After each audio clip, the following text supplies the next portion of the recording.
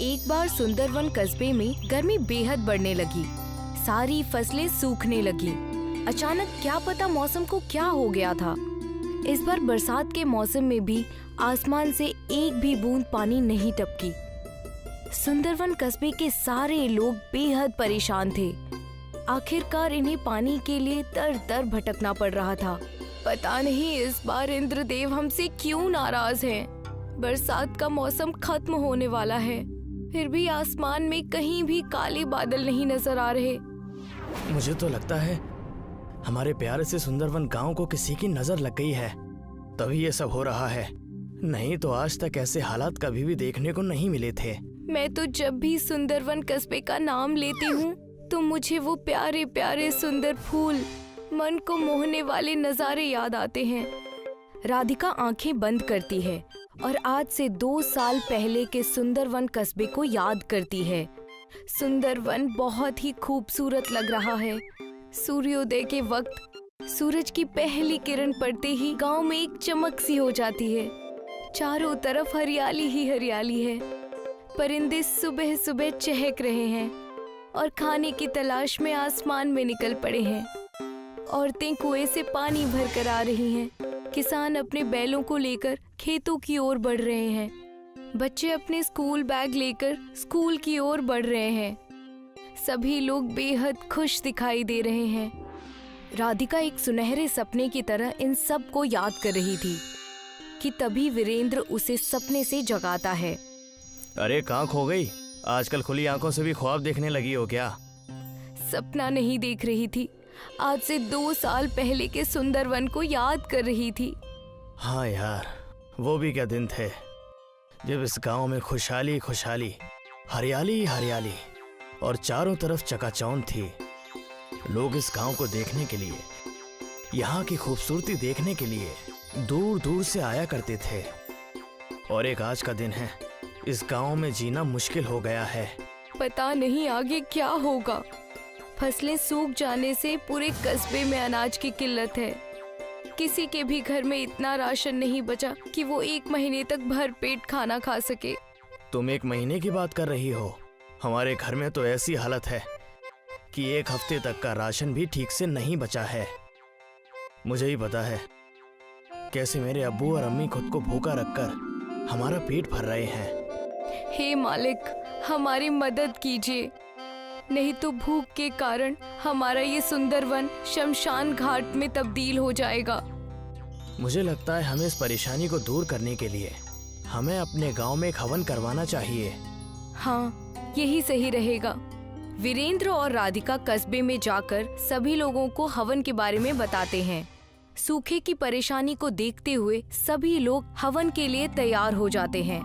गांव में भगवान के मंदिर के सामने एक बहुत बड़ा हवन किया जाता है। हवन खत्म होने पर इस कस्बे में एक साधु बाबा आते हैं। भिक्षाम देहि माहि। साधु बाबा एक एक करके सबके दरवाजे पर जाते हैं। हे माई, ये साधु कई दिनों से भूखा है, कुछ खाने के लिए दे दो। बाबा, घर में तो कल रात से चूल्हा नहीं जला है। मैं एक दिन छोड़कर एक दिन खाना बनाती हूँ क्योंकि घर में उतना राशन ही नहीं है। ये सुनकर साधु बाबा जैसे ही उस घर से निकलने लगते हैं, वो औरत उन साधु बाबा को आवाज लगाती है, रुक जाइए बाबा, आप मेरे घर से खाली हाथ नहीं जा सकते। और वो औरत घर में जो भी राशन बचा है वो साधु बाबा की झोली में डाल देती है। ऊपर वाला तुम्हारा ख्याल रखे और तुम्हारी सारी मुसीबतों को दूर करे। साधु उस औरत को ढेर सारी दुआएं देकर और भिक्षा लेकर वहाँ से दूसरे घर की ओर चले जाते हैं। साधु को एक कुटिया दिखाई देती है जिसमें एक खानदान खाना खा रहा होता है। भिक्षाम देहि। साधु की आवाज सुनकर खानदान का मुखिया बाहर आता है और उन्हें अपने हिस्से का खाना दे देता है। साधु उस मुखिया के हिस्से की 1 रोटी खाते हैं, पर उससे उनका पेट नहीं भरता। साधु के चेहरे पर खुशी न देखकर खानदान का मुखिया घर के अंदर जाता है और अपनी बीवी का खाना लाकर भी साधु बाबा को दे देता है। साधु बाबा ये 1 रोटी और खा लेते हैं, पर इससे भी उनका पेट नहीं भरता। हे नेक इंसान, तुमने ये अधूरा खाना खिलाकर मेरी भूख को और भी ज्यादा बढ़ा दिया है। ये लीजिए बाबा, आप मेरा भी खाना खा लीजिए। ये लीजिए साधु बाबा, आप मेरे हिस्से का भी खाना खा लीजिए और अपनी भूख मिटा लीजिए। साधु बाबा ये सारा खाना खा लेते हैं और इस खानदान की सेवा भक्ति को देखकर इन्हें ढेर सारी दुआएं देते हैं। हे नेक इंसान, मैं तुम्हारी इंसानियत और नेक दिली देखकर बहुत खुश हुआ और दंग रह गया हूँ। तुमने और तुम्हारे खानदान ने खुद को भूखा रखकर आज मेरा पेट भरा है। ऊपर वाला तुम्हारा ख्याल रखे, तुम्हारी सारी मुसीबतों को दूर करे। साधु बाबा इन्हें दुआएं देकर अगले दरवाजे की ओर बढ़ते हैं। ऐसा करते करते साधु बाबा पूरे सुंदरवन कस्बे में घूमते हैं और भिक्षा मांगते हैं। देखते ही देखते शाम हो जाती है और साधु बाबा उस गांव से चले जाते हैं। कस्बे के सभी लोगों के पास जो भी कुछ था वो सब कुछ उन्होंने साधु बाबा को दान में दे दिया। अब किसी के पास अगले दिन खाने के लिए एक निवाला भी नहीं बचा था। पर जैसे ही सुबह होती है और सूरज निकलता है तो सुंदरवन कस्बे के नजारे को देखकर सभी लोग हैरान रह जाते हैं, क्योंकि कस्बे के एक तरफ से पानी की नदी और दूसरी तरफ से चावल की नदी बहने लगी है। हाँ, ये तो सचमुच में ईश्वर की कृपा हो गई गांव पर।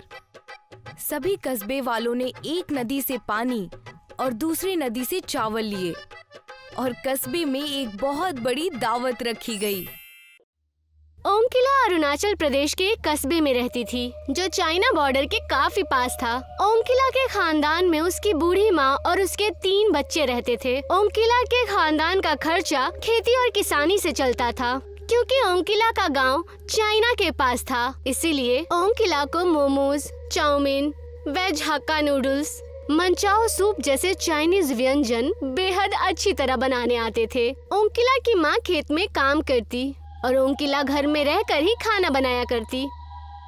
क्या हुआ माँ, आज आने में इतना वक्त कैसे लग गया? बहुत सारे गांव वालों के साथ हमारा खेत भी मिलिट्री के पास जा रहा है। अगर ऐसा हो गया तो हमारी तो रोजी रोटी छिन जाएगी। लेकिन हमारी जमीन गई तो हमें तो मुआवजा भी मिलेगा ना। कोई चीज अपने पास हो तो उसकी बात ही कुछ और होती है। पैसा तो हाथ में आते ही खर्च होने लगता है।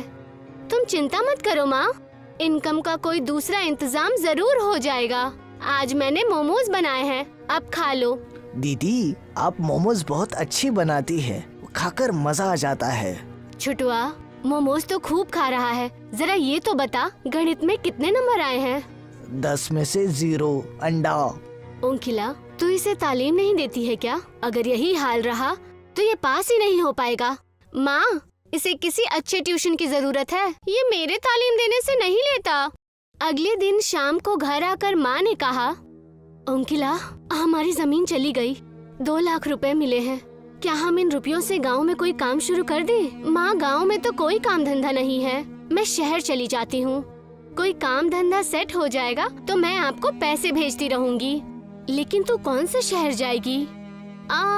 मैं दिल्ली चली जाती हूँ।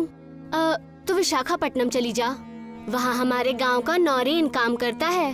परदेश में किसी जान पहचान के व्यक्ति से बेहद सहायता मिल जाती है। ओमकिला आंध्र प्रदेश में समुद्र के किनारे बसे शहर विशाखापट्टनम पहुँची और अपने गांव के लड़के नौरेन से मिली। मैं यहाँ काम की तलाश में आई हूँ, तुम मुझे यहाँ पर काम दिलवा दो। तुम्हें क्या आता है? मैं सारे चाइनीज फूड बना लेती हूँ। मैं जिस रेस्टोरेंट में काम करता हूँ वहाँ एक मोमोज बनाने वाली की जरूरत है, मैं उनसे बात करता हूँ।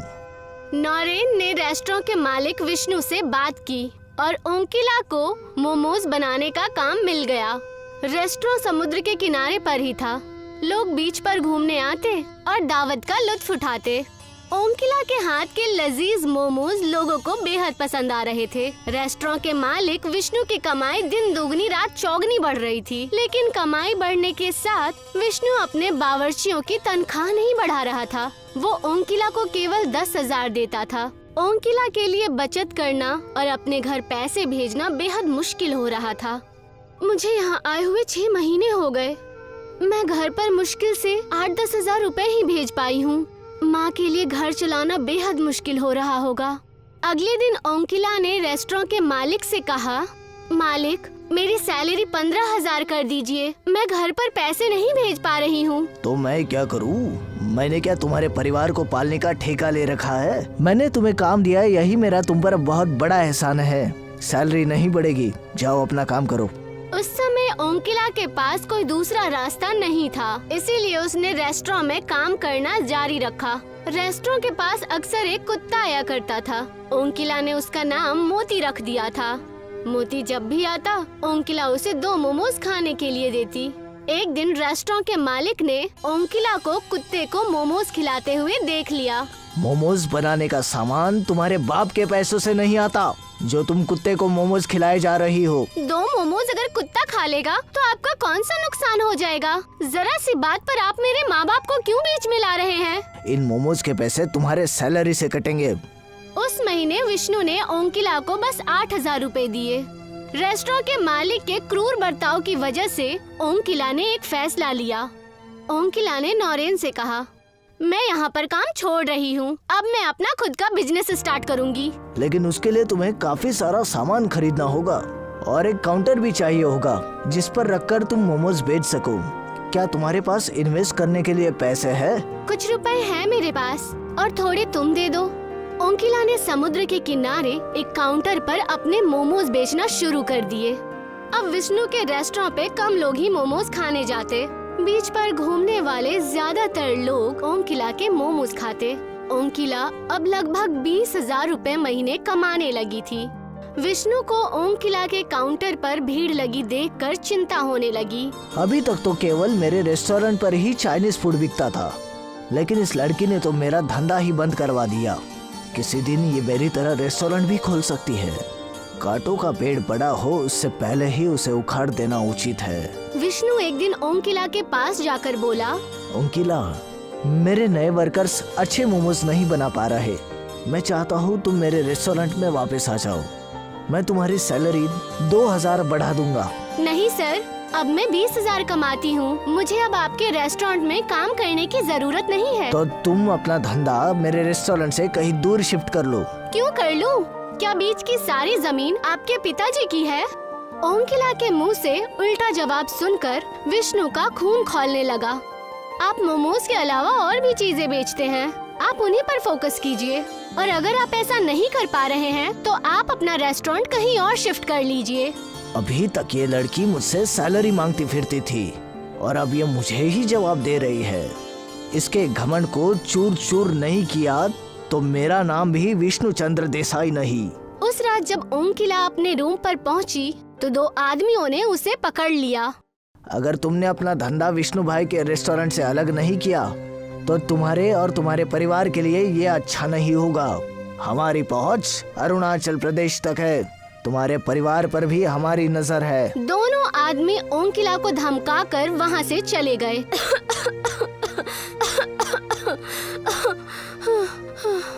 ओंकिला को बेहद देर बाद सांस आई। उसने अपनी माँ को फोन लगाकर सारा मसला कह सुनाया। तू डरना मत बेटी, यहाँ कोई हमारा कुछ नहीं बिगाड़ सकता। तू अपना धंधा जारी रख। तू इसी समय पुलिस के पास जा। ओंकिला ने पुलिस के पास जाकर शिकायत की। पुलिस विष्णु के पास पहुँची। विष्णु भाई, आप यहाँ के इज्जतदार इंसान हैं। क्या आप किसी की जान लेकर हत्यारा बनना चाहते हैं? नहीं नहीं इंस्पेक्टर साहब, किसी की जान लेने का मेरा कोई इरादा नहीं है। मैं तो सिर्फ उस लड़की को डराना चाहता था। इस तरह डराने धमकाने वाले काम मत कीजिए, वरना आपके लिए मुश्किल खड़ी हो जाएगी। उस लड़की को अपना बिजनेस करने दीजिए। पुलिस के वहाँ से जाने के बाद विष्णु सोचने लगा, बल से काम नहीं चलेगा, मैं फंस जाऊंगा। दिमाग से काम लेना होगा। कुछ दिनों बाद ओंकिला के पास एक लड़की आई। हेलो मैम, मैं हिंदुस्तान पे कंपनी की तरफ से आई हूँ। प्लीज आप हमारा कोड स्कैनर लगवा लीजिए। इसके तो पैसे जाएंगे, ये फ्री है। आप मुझे अपना मोबाइल दीजिए, मैं आपका अकाउंट इससे लिंक कर देती हूँ। बहुत सारे कस्टमर ऑनलाइन पेमेंट की मांग किया करते थे, इसीलिए ओंकिला ने सोचा कि उसे स्कैनर लगवा ही लेना चाहिए। ओंकिला ने अपना मोबाइल उस लड़की को दे दिया। वो लड़की एक हैकर थी जिसे विष्णु ने भेजा था। लड़की ने ओंकिला के बैंक अकाउंट से सारे पैसे निकाल लिए। ये लीजिए, हो गया। अगले दिन ओंकिला जब अपने एटीएम से पैसे निकालने पहुंची तो उसे पता चला कि उसके बैंक अकाउंट में एक भी पैसा नहीं है। ओंकिला तुरंत बैंक गई और उसने अपने अकाउंट के बारे में पूछताछ की। बैंक में उसे बताया गया कि वो ऑनलाइन धोखाधड़ी की शिकार हो गई है। ओंकिला समझ गई कि हिंदुस्तान पे वाली लड़की ने उसे धोखा दिया। ओंकिला ने पुलिस स्टेशन में उस लड़की की रिपोर्ट लिखाई, लेकिन उस लड़की का कहीं भी पता नहीं चला। उधर विष्णु ने ओंकिला का काउंटर भी चोरी करवा दिया, जिसमें ओंकिला अपना सारा सामान रखा करती थी। ओंकिला के पास अब ना तो इन्वेस्टमेंट के लिए पैसे थे और ना ही खाना बनाने का सामान। वो रोती हुई नौरेन के पास पहुंची। मैं लुट गई नौरेन। क्या हुआ ओंकिला, तुम रो क्यों रही हो? ओंकिला ने नौरेन को सारा मसला कह सुनाया। क्या तुम मुझे 10,000 रुपए दे सकते हो? नौरेन 2 दिन पहले ही गांव से लौटा था। मुझे माफ कर देना ओंकिला, मैं परसों ही अपने बहन की शादी करके लौटा हूँ। मेरे सारे पैसे उसमें ही खर्च हो गए। ओंकिला बीच पर बैठकर रोने लगी। तभी वहाँ वही कुत्ता मोती आया, जिसे वो मोमोज खिलाया करती थी। आज मेरे पास तुम्हें खिलाने के लिए कुछ भी नहीं है, पूरी तरह से बर्बाद हो चुकी हूँ। मोती अचानक एक देवता में बदल गया। मैं समुद्र का देवता वरुण हूँ और कुत्ते के रूप में बीच पर टहलकर लोगों की परीक्षा लेता हूँ। आपने मुझे दर्शन क्यों दिए? मैं तो कभी पूजा पाठ भी नहीं करती। भगवान हमेशा किसी जीवित प्राणी के रूप में ही परीक्षा लेने आते हैं। वरुण ने ओंकिला को कुछ बीज दिए। इन बीजों को समुद्र के रेत पर फैला देना। इनसे जो पौधे निकलेंगे उन पर मोमोज आएंगे, जिन्हें सब बस तुम ही अलग कर पाओगी। इतना कहकर समुद्र देव वहाँ से गायब हो गए। ओंकिला ने बीजों को बीज पर डाला और अगले ही दिन उनमें से पौधे निकल आए, जिन पे मोमोज के फल लगे हुए थे। ओंकिला ने मोमोज को तोड़कर एक टोकरी में रखा और मोमोज बेचने लगी। उन मोमोज में वही स्वाद था जो ओंकिला के हाथों से बने मोमोज में होता था। विष्णु को जब पता लगा कि ओंकिला ने बीच पर मोमोज के पौधे उगाए हैं, तो वो रात में मोमोज के पौधे तोड़ने पहुंच गया। विष्णु ने एड़ी चोटी का जोर लगाया, लेकिन ना एक भी मोमोज टूटा और ना ही एक भी पौधा जमीन से बाहर निकला। विष्णु बाजार जाकर जहरीले कीटों वाली दवाई ले आया, जो फसल को नष्ट कर देते हैं। उसने मोमोज के पौधों पर कीड़ों को छिड़क दिया। अब आएगा मजा। लेकिन तभी एक तेज समुद्र की लहर आई और उसने सारे मोमोज के पौधों से कीड़ों को साफ कर दिया। विष्णु एक दरख्त के दुकान में जाकर ढेर सारा दरख्त उठा ले आया और उसने दरख्त को मोमोज के पौधों पर रख दिया और फिर उसने उन सारे दरख्तों पर पेट्रोल छिड़ककर आग लगा दी। विष्णु को लगा कि अब काम बन जाएगा, लेकिन तभी बीच पर जोरदार बारिश होने लगी और आग बुझ गई। बारिश को भी अभी आना था। तभी वहाँ पर नौरेन आ गया। ये सब आप क्या कर रहे हैं मालिक?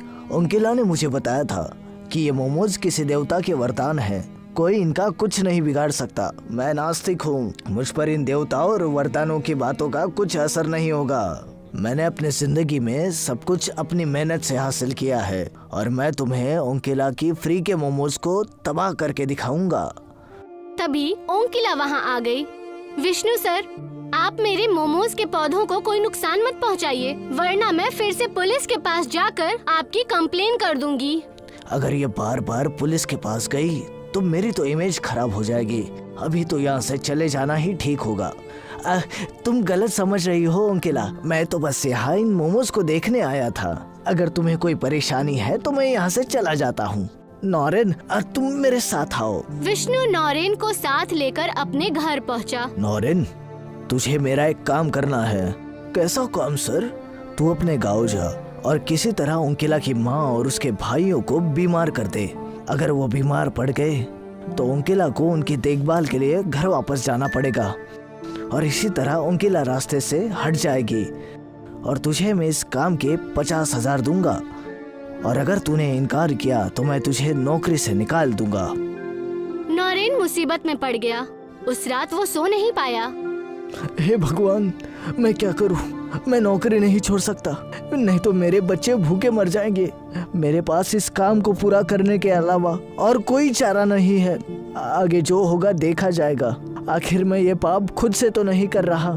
मैं तो बस मजबूरी में कर रहा हूँ। भगवान मुझे माफ करना। नौरेन अपने गांव गया और ओंकिला के घर मिठाई का डब्बा लेकर पहुंच गया। ओंकिला की माँ नौरेन की मौसी लगती थी। मौसी, मैंने नई मोटरसाइकिल खरीदी है, इसकी मिठाई लेकर आया हूँ। ओंकिला की माँ नौरेन पर बेहद यकीन करती थी। बेहद खुशी की बात है बेटा। और सुनाओ, घर पर सब कुछ अच्छा तो है ना? और ओंकिला कैसी है? घर पर सब कुछ अच्छा है और ओंकिला की भी अच्छी कमाई हो रही है। आपकी बेटी बहुत मेहनती है। ऐसी बेटी किस्मत वालों को मिलती है। कुछ देर बातें करने के बाद नौरेन वहाँ से चला गया। ओंकिला की माँ और उसके भाइयों ने मिठाई खा ली। उन चारों को बुखार आ गया और वो चारों बुरी तरह बीमार पड़ गए। ओंकिला को अपने परिवार की देखभाल के लिए घर लौटना पड़ा। अब मुझे कोई डर नहीं। इन पौधों को उखाड़ नहीं सकते, लेकिन खत्म जरूर कर सकते हैं। विष्णु एक रोड रोलर ले आया और उसने रोलर को पौधों पर चढ़ा दिया, लेकिन उससे भी पौधों का कुछ नहीं बिगड़ा। रोलर ऊपर से गुजर जाने के बाद पौधे फिर से वैसे ही खड़े हो गए। विष्णु गुस्से से पागल हो गया। उसे सामने वही कुत्ता मोती दिखा। विष्णु ने अपना गुस्सा कुत्ते के ऊपर निकालना चाहा।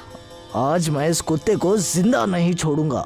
विष्णु कुत्ते पर रोड रोलर चढ़ाने ही वाला था कि तभी कुत्ता समुद्र देव में बदल गया और समुद्र देव ने विष्णु को रोलर सहित उठाकर समुद्र के बीचों बीच फेंक दिया।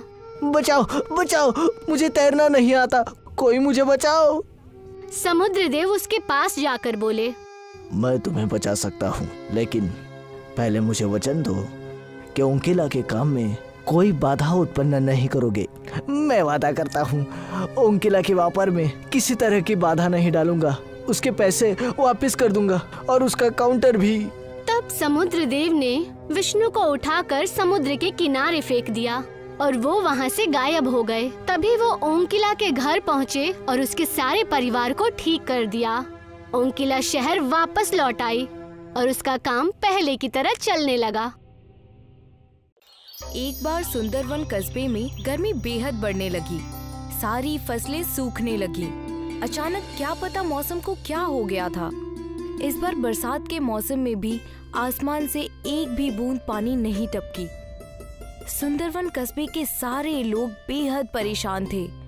आखिरकार इन्हें पानी के लिए दर दर भटकना पड़ रहा था।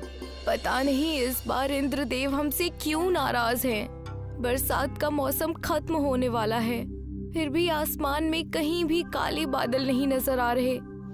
मुझे तो लगता है हमारे प्यारे से सुंदरवन गांव को किसी की नजर लग गई है, तभी ये सब हो रहा है। नहीं तो आज तक ऐसे हालात कभी भी देखने को नहीं मिले थे। मैं तो जब भी सुंदरवन कस्बे का नाम लेती हूँ तो मुझे वो प्यारे प्यारे सुंदर फूल, मन को मोहने वाले नजारे याद आते हैं। राधिका आंखें बंद करती है और आज से 2 साल पहले के सुंदरवन कस्बे को याद करती है। सुंदरवन बहुत ही खूबसूरत लग रहा है। सूर्योदय के वक्त सूरज की पहली किरण पड़ते ही गांव में एक चमक सी हो जाती है।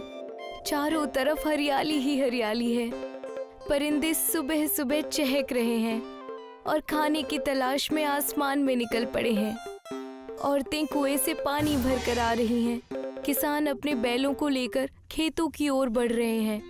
बच्चे अपने स्कूल बैग लेकर स्कूल की ओर बढ़ रहे हैं। सभी लोग बेहद खुश दिखाई दे रहे हैं। राधिका एक सुनहरे सपने की तरह इन सब को याद कर रही थी कि तभी वीरेंद्र उसे सपने से जगाता है। अरे कहाँ खो गई? आजकल खुली आंखों से भी ख्वाब देखने लगी हो क्या? सपना नहीं देख रही थी, आज से 2 साल पहले के सुंदरवन को याद कर रही थी। हाँ यार, वो भी क्या दिन थे जब इस गांव में खुशहाली खुशहाली, हरियाली हरियाली और चारों तरफ चकाचौंध थी। लोग इस गांव को देखने के लिए, यहाँ की खूबसूरती देखने के लिए दूर दूर से आया करते थे। और एक आज का दिन है, इस गांव में जीना मुश्किल हो गया है। पता नहीं आगे क्या होगा। फसलें सूख जाने से पूरे कस्बे में अनाज की किल्लत है।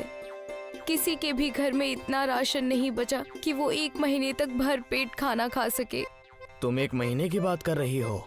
हमारे घर में तो ऐसी हालत है कि 1 हफ्ते तक का राशन भी ठीक से नहीं बचा है। मुझे ही पता है कैसे मेरे अब्बू और अम्मी खुद को भूखा रखकर हमारा पेट भर रहे हैं। हे मालिक, हमारी मदद कीजिए, नहीं तो भूख के कारण हमारा ये सुंदर वन शमशान घाट में तब्दील हो जाएगा। मुझे लगता है हमें इस परेशानी को दूर करने के लिए हमें अपने गांव में एक हवन करवाना चाहिए। हाँ, यही सही रहेगा। वीरेंद्र और राधिका कस्बे में जाकर सभी लोगों को हवन के बारे में बताते हैं। सूखे की परेशानी को देखते हुए सभी लोग हवन के लिए तैयार हो जाते हैं।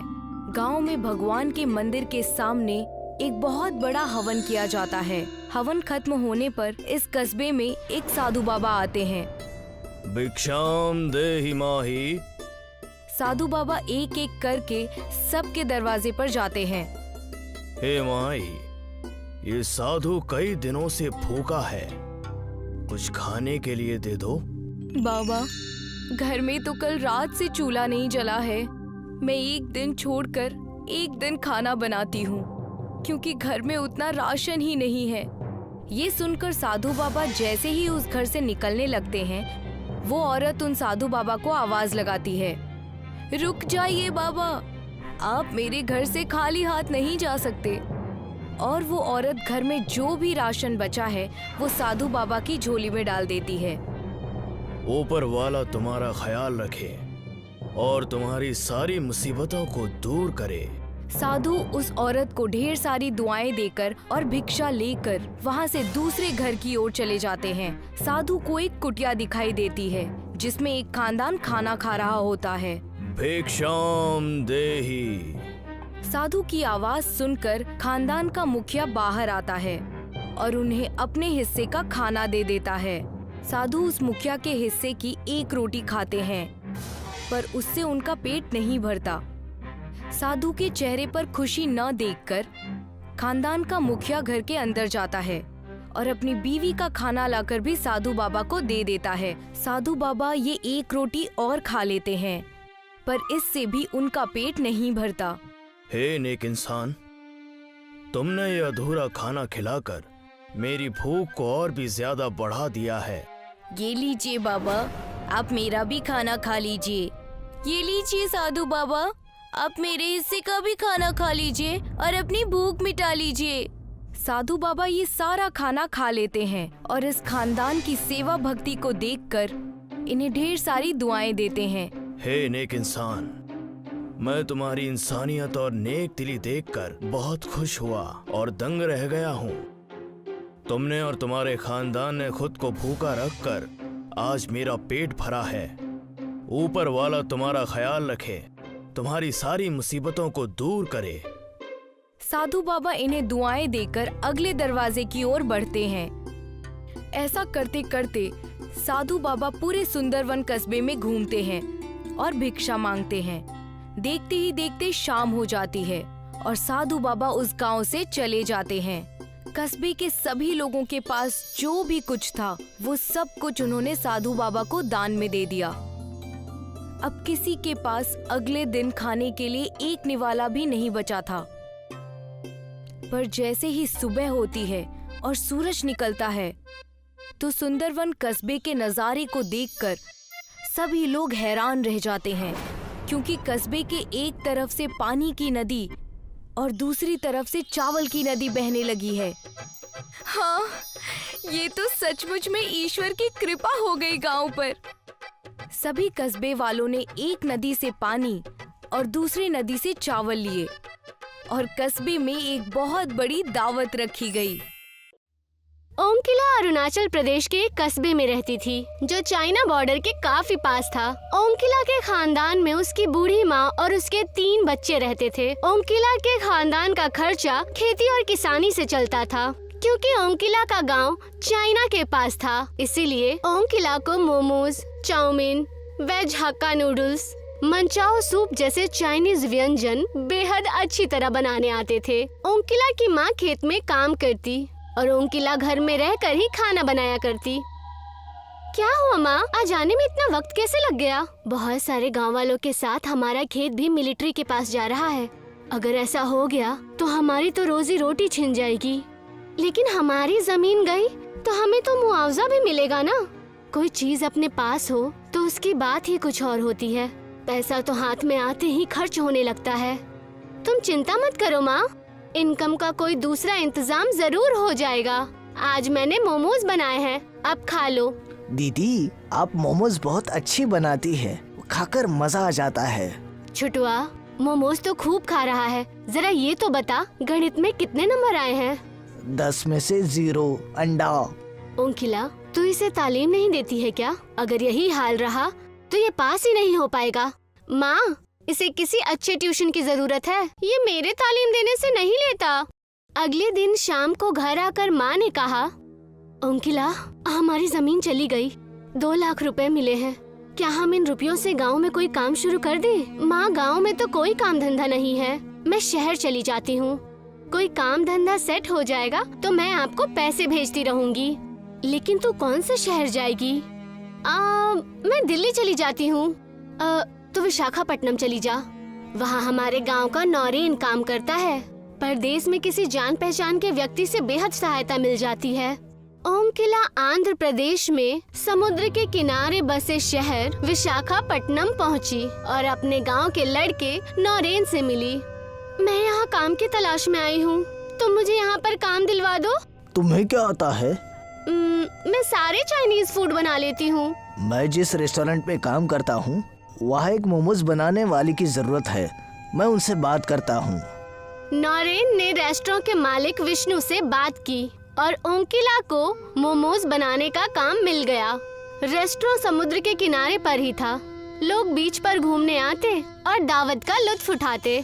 ओंकिला के हाथ के लजीज मोमोज लोगों को बेहद पसंद आ रहे थे। रेस्टोरेंट के मालिक विष्णु की कमाई दिन दोगुनी रात चौगुनी बढ़ रही थी, लेकिन कमाई बढ़ने के साथ विष्णु अपने बावर्चियों की तनख्वाह नहीं बढ़ा रहा था। वो ओंकिला को केवल 10,000 देता था।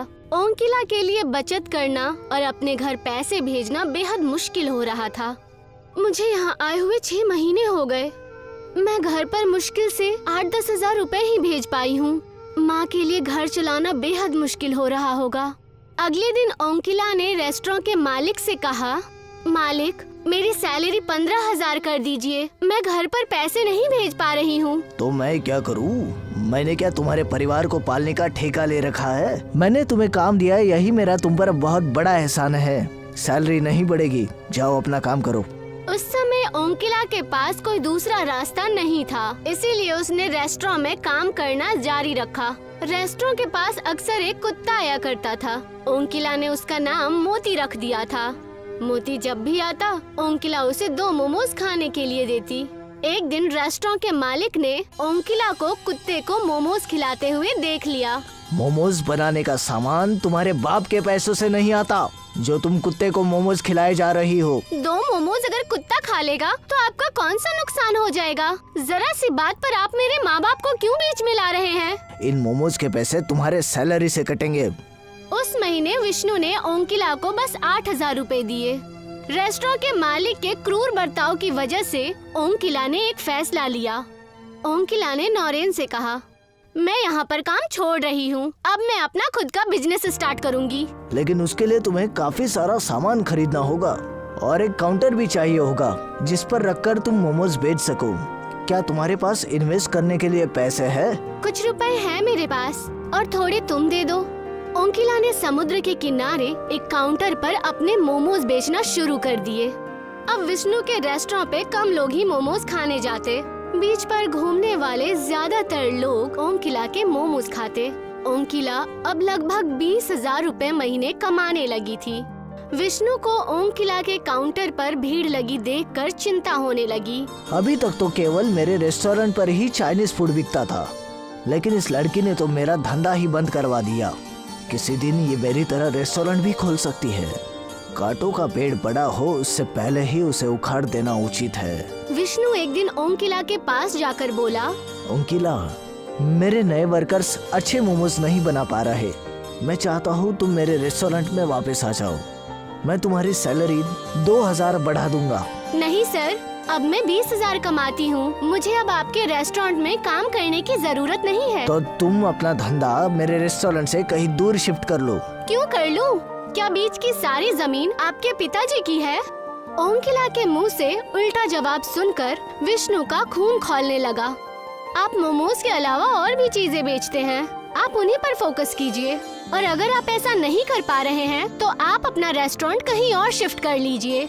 अभी तक ये लड़की मुझसे सैलरी मांगती फिरती थी और अब ये मुझे ही जवाब दे रही है। इसके घमंड को चूर चूर नहीं किया तो मेरा नाम भी विष्णु चंद्र देसाई नहीं। उस रात जब ओंकिला अपने रूम पर पहुंची तो दो आदमियों ने उसे पकड़ लिया। अगर तुमने अपना धंधा विष्णु भाई के रेस्टोरेंट से अलग नहीं किया तो तुम्हारे और तुम्हारे परिवार के लिए ये अच्छा नहीं होगा।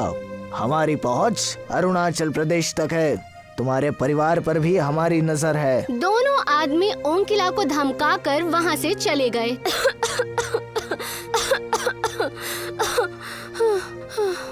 ओंकिला को बेहद देर बाद सांस आई। उसने अपनी माँ को फोन लगाकर सारा मसला कह सुनाया। तू डरना मत बेटी, यहाँ कोई हमारा कुछ नहीं बिगाड़ सकता। तू अपना धंधा जारी रख। तू इसी समय पुलिस के पास जा। ओंकिला ने पुलिस के पास जाकर शिकायत की। पुलिस विष्णु के पास पहुँची। विष्णु भाई, आप यहाँ के इज्जतदार इंसान हैं। क्या आप किसी की जान लेकर हत्यारा बनना चाहते हैं? नहीं नहीं इंस्पेक्टर साहब, किसी की जान लेने का मेरा कोई इरादा नहीं है। मैं तो सिर्फ उस लड़की को डराना चाहता था। इस तरह डराने धमकाने वाले काम मत कीजिए, वरना आपके लिए मुश्किल खड़ी हो जाएगी। उस लड़की को अपना बिजनेस करने दीजिए। पुलिस के वहाँ से जाने के बाद विष्णु सोचने लगा, बल से काम नहीं चलेगा, मैं फंस जाऊंगा। दिमाग से काम लेना होगा। कुछ दिनों बाद ओंकिला के पास एक लड़की आई। हेलो मैम, मैं हिंदुस्तान पे कंपनी की तरफ से आई हूँ।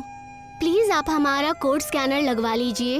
इसके तो पैसे जाएंगे, ये फ्री है। आप मुझे अपना मोबाइल दीजिए, मैं आपका अकाउंट इससे लिंक कर देती हूँ। बहुत सारे कस्टमर ऑनलाइन पेमेंट की मांग किया करते थे, इसीलिए ओंकिला ने सोचा कि उसे स्कैनर लगवा ही लेना चाहिए। ओंकिला ने अपना मोबाइल उस लड़की को दे दिया। वो लड़की एक हैकर थी जिसे विष्णु ने भेजा था। लड़की ने ओंकिला के बैंक अकाउंट से सारे पैसे निकाल लिए। ये लीजिए, हो गया। अगले दिन ओंकिला जब अपने एटीएम से पैसे निकालने पहुंची तो उसे पता चला कि उसके बैंक अकाउंट में एक भी पैसा नहीं है। ओंकिला तुरंत बैंक गई और उसने अपने अकाउंट के बारे में पूछताछ की। बैंक में उसे बताया गया कि वो ऑनलाइन धोखाधड़ी की शिकार हो गई है। ओंकिला समझ गई कि हिंदुस्तान पे वाली लड़की ने उसे धोखा दिया।